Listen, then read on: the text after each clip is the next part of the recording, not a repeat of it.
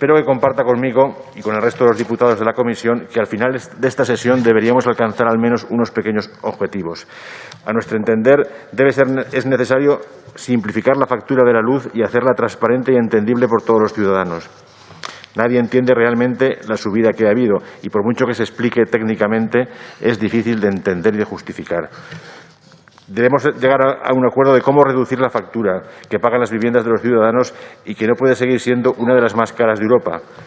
Hay que actuar con medidas estructurales y con medidas menores, como puede, por ejemplo, ser la sugerencia de expertos juristas de no aplicar el IVA a la parte del recibo que son tasas, compensaciones, energías o impuestos, y también incluso reducir directamente el tipo general de IVA aplicado, que es el mayor existente en España. Debemos fijar los criterios para evitar los excesos del mercado en momentos puntuales y reflexionar para mejorar el modelo marginalista en el mercado energético, siguiendo los criterios de la fijación de horquillas de precio por tecnología y la compensación en relación al precio final. Debemos fijar condiciones de obligado cumplimiento para ordenar el proceso de expansión de las energías renovables, una carrera alocada de competencia entre las comunidades autónomas que está sembrando el país de centrales renovables, curiosamente todas ellas en fragmentos de 49 o 48 megavatios, para evitar el control del Estado. Hemos de incluir necesariamente la dimensión socioterritorial en los reglamentos y los planes. Los hechos que se pretenden regular su Ministerio no suceden en la abstracción de un mercado o de un pool energético, sino que tienen lugar en territorios concretos, en paisajes, en pueblos y comarcas, en parcelas y fincas agrarias de propietarios públicos y privados. No puede ser que el desarrollo del sector eléctrico lo soporten sin compensación los territorios de la España vaciada. Debemos consensuar y acordar qué leyes y qué instrumentos políticos y cómo se va a actuar para atender los objetivos de la Ley de Cambio Climático y Transición Energética, junto con la reforma del mercado eléctrico y el despliegue de las centrales de energías renovables. Incluir en los principios y objetivos de la política de energías renovables para aplicación los siguientes: impulsar la generación distribuida con un papel determinante en las subastas eléctricas,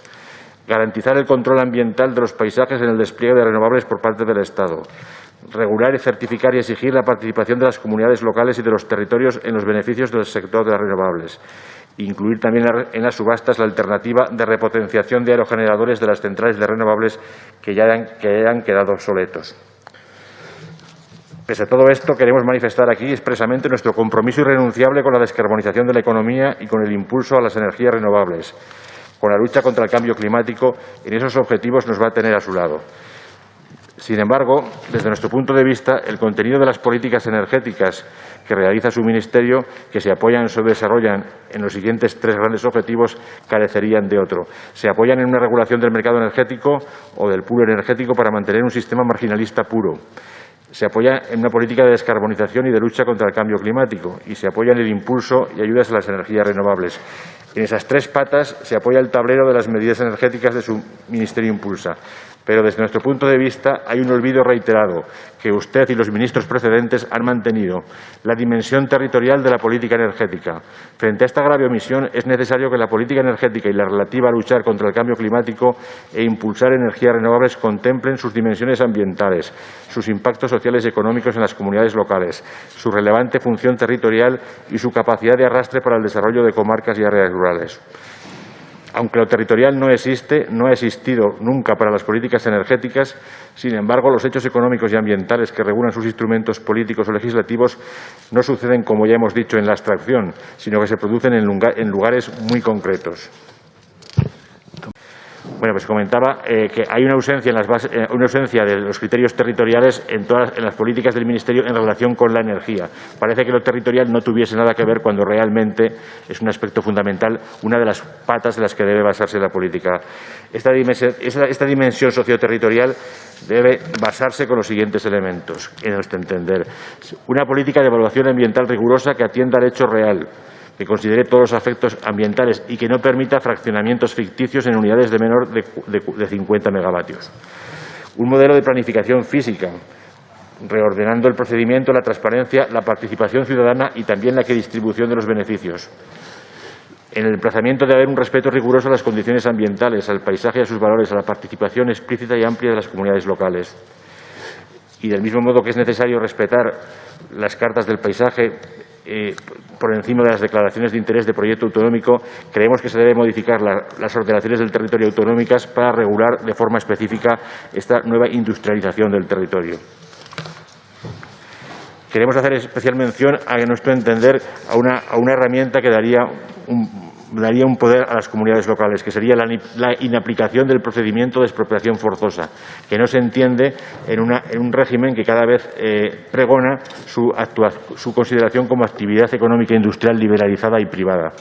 Si es liberalizada y privada, no debería poder recurrir al proceso de expropiación forzosa, lo cual daría mayor poder a los intervinientes en el proceso de negociación de las ubicaciones.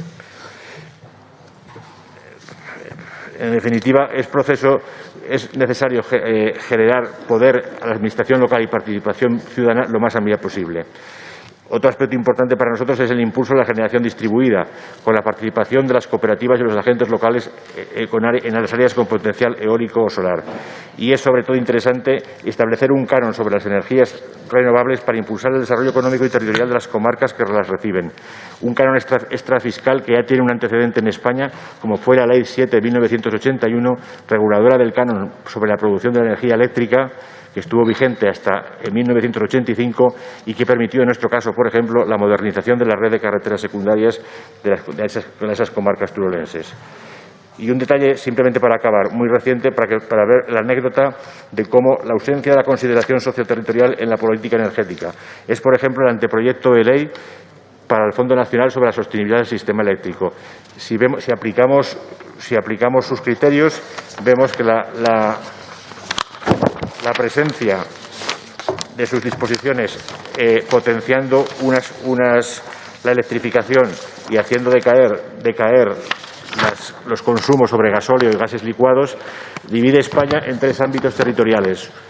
donde va a sufrir de manera muy distinta el Real Decreto. Los Reales Decretos no son inocuos, tienen una distribución territorial.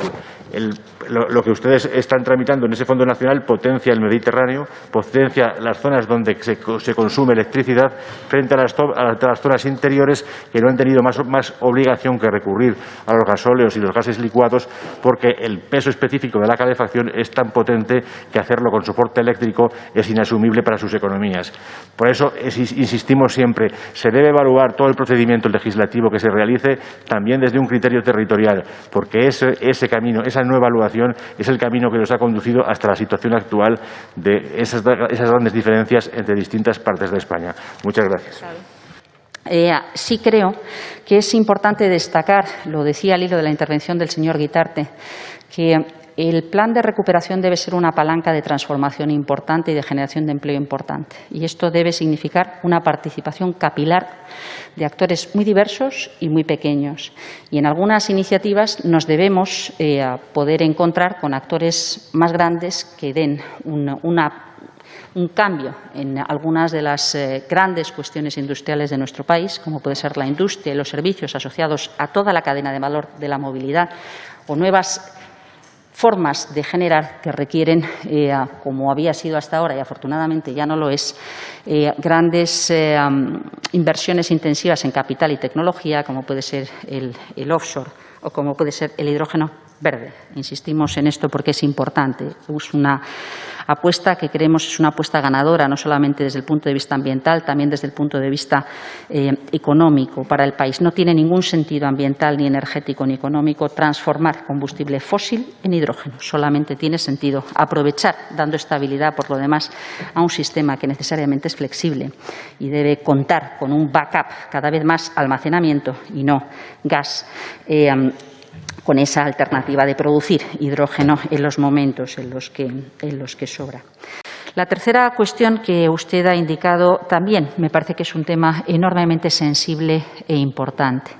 y es cómo garantizamos que el desarrollo de un sistema energético que ha de ser por definición eficiente, renovable, electrificado allí donde quepa, se haga de manera compatible con la protección del suelo, con el equilibrio del territorio, con la protección de la biodiversidad y no genere distorsiones. Sabemos que necesitamos generación distribuida, que necesitamos aprovechar al máximo los espacios antropizados y sabemos también que probablemente necesitamos plantas que den volumen a precio bajo. Pero es verdad que ese desarrollo, que tiene mucho que ver con la ordenación del territorio y con una correcta evaluación de impacto ambiental necesita una mejora en la aplicación y una mayor participación por parte de los ciudadanos. Sabemos también que una de las medidas más eficaces para orientar correctamente las decisiones responde precisamente a una reorientación de lo que se conoce como pilar 2 de la PAC, es decir, el pago por servicios ambientales, el reconocimiento a los propietarios de esos terrenos del valor que representa el mantener correctamente y ofreciendo servicios ambientales por parte del suelo o de los bosques o de lo que ocurra. Por tanto, creo que son debates sumamente interesantes en los que no hablamos de blanco o negro en los extremos, sino que necesitamos generar consensos importantes y equilibrados en todos estos procesos de decisión.